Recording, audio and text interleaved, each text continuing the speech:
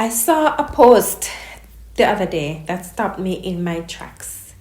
It said, "I'm not being mean, I'm just not actively making you comfortable."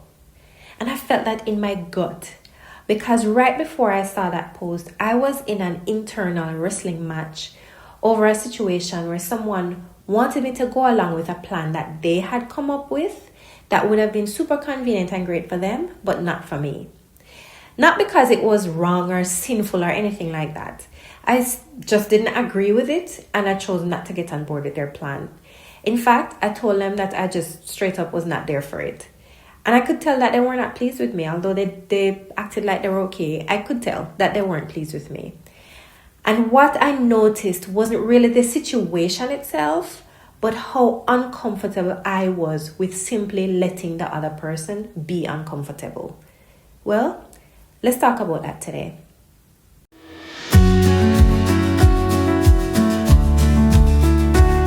Welcome to the Confident Christian Woman podcast, where we tackle questions about things that have been keeping you stuck in unfulfillment, dissatisfaction, or straight up misery. This is where you'll find the help you need to move forward from confusion, fear, or self-doubt into joy, fulfillment, and peace. This is where we become confident Christian women who not only believe, we obey. Now, let's dive in.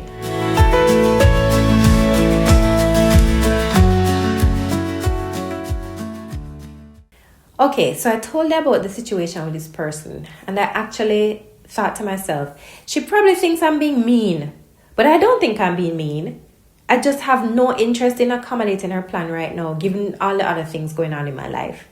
And I think it was that word mean that stopped my scroll and made me sit up and take notice of that post that I mentioned. Because I had been thinking the exact same word, right? Mean. So just in case you missed it the first time I said it, the post said, "I'm not being mean, I'm just not actively making you comfortable." So we don't have a question for today. Instead, let's talk about the discomfort that gets a lot of us in trouble. And the discomfort I mean is our discomfort with allowing other people to be uncomfortable. That lack of capacity and tolerance for discomfort gets a lot of us into life-altering trouble. It has gotten me into life-altering trouble.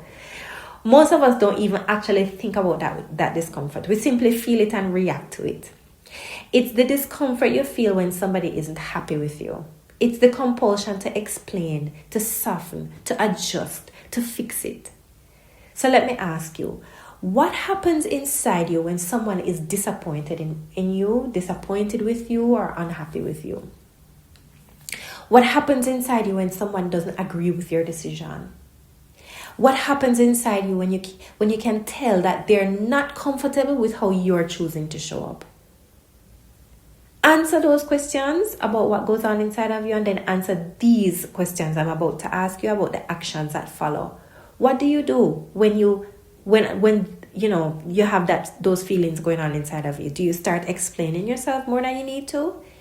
Do you try to get them to understand so you can feel okay? Do you soften your position or abandon your position altogether, even when you don't actually want to?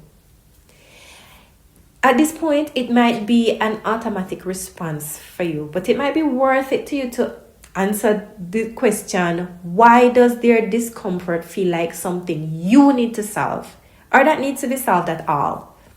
Like, why can't they just be uncomfortable? It's not just that the other person is uncomfortable, and by uncomfortable I mean disappointed or hurt or angry or whatever other emotion it is that they're feeling that they don't want to feel, like you don't want them to feel. It's what you make their discomfort mean. When somebody is uncomfortable because of a decision that you made or a position that you take, what do you make that mean? Do you make it mean that you're being difficult, that you're being unkind, that you're wrong? Or maybe that you're being perceived by them as mean? Because for a lot of people, that's the real issue. How other people perceive them, that's the real issue. So now the stress of the situation isn't really from what do I want to do here. It's really from how do I do this without being seen in a way that I really don't want to be seen. When you really dig into this, you might discover that somewhere along the line, you started equating kindness with agreement, love with accommodation, and being nice or good with being easy to deal with. So let me ask you, why does being kind have to mean making things more comfortable for other people? Why do you believe that saying no without softening your no, or maybe even without explaining your no, is mean? And how often are you adjusting your decisions? Not because you change your mind, but because you don't want to be seen as mean.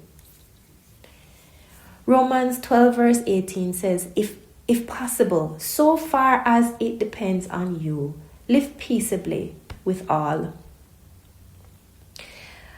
But that doesn't mean making everybody comfortable. It means that you're not creating unnecessary conflict. Not that you're responsible for eliminating discomfort altogether.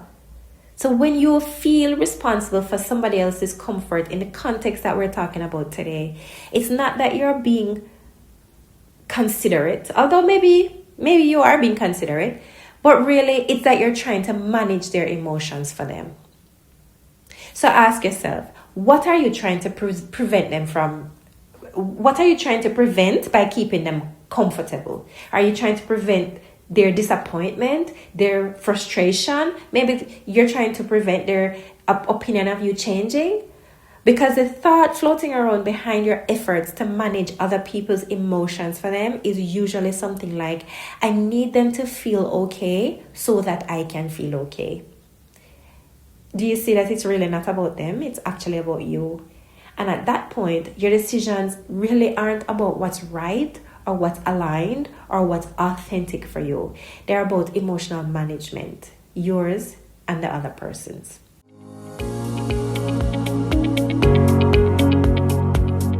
Quick pause.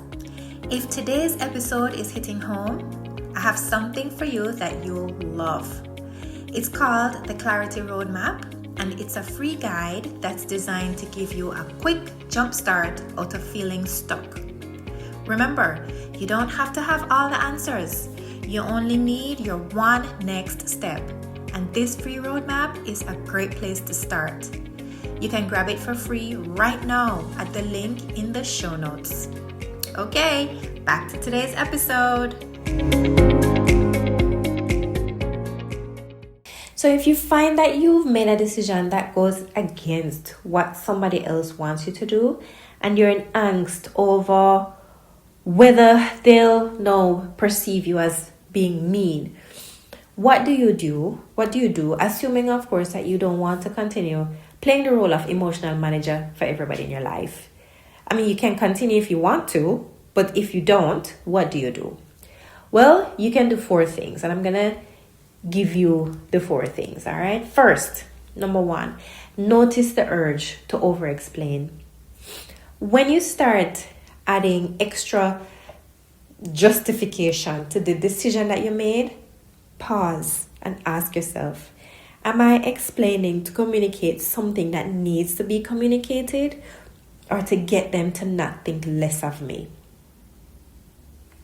Second, let there be silence. When they're uncomfortable, I don't know if you've noticed, but people are very uncomfortable with silence. And we try to rush in with filling silence. We tend to want to fill silence. But you can let there be silence. So when the other person is uncomfortable, you don't have to rush in to fix it. Allow them to be uncomfortable. Allow them to feel their feelings without trying to manage their emotions for them to make yourself feel better. Just allow there to be silence.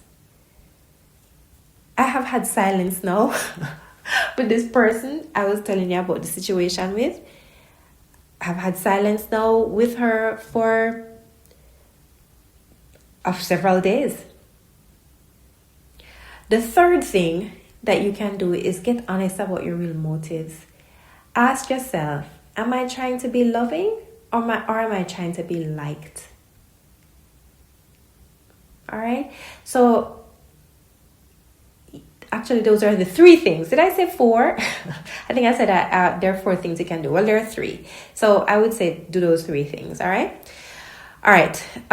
So now let's come back to that line. I'm not being mean. I'm just not actively making you comfortable. To say that calmly to yourself, just like inside yourself in your mind, or to the other person, and to actually mean it, you have to be willing to allow 2 things. You have to be willing to allow them to feel however they feel, and you have to be willing to be seen however they choose to see you, without rushing to fix either of those things. So from the day that I declined to go along with this other person's plan until now, I haven't tried to fix it. It's been almost 2 weeks. I haven't tried to fix it. I haven't tried to do anything about her perception of me. I haven't even asked her about what she decided to do instead. Because I recognize that there was nothing broken that I was responsible for fixing. She gets to have her feelings and her perceptions of me, and I get to stay in integrity with myself and to grow through the discomfort of having somebody perceive me as mean because I chose not to accommodate their plan. So you don't have to, not that you don't have to, you don't step more and more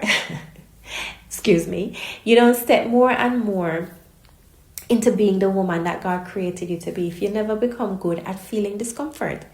And if you never become good at allowing others to be uncomfortable too. Like the discomfort of knowing that someone else thinks you're mean, and that you could reverse that perception if you reverse your decision as well to mollify them. Please take it from me. Discomfort is a superpower. Discomfort is a superpower, and you would do well to get good at it. Get good at being uncomfortable. So many barriers in your life, in your mind, will break down if you get good at being uncomfortable. So I hope and pray that you'll get to that point one day of being able to say with calm sincerity, I'm not being mean. I'm just not actively making you comfortable.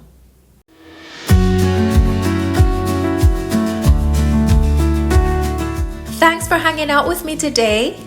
If this episode encouraged or inspired you, please share it with someone who came to mind as you listened. You never know how much they might need it. See you next time.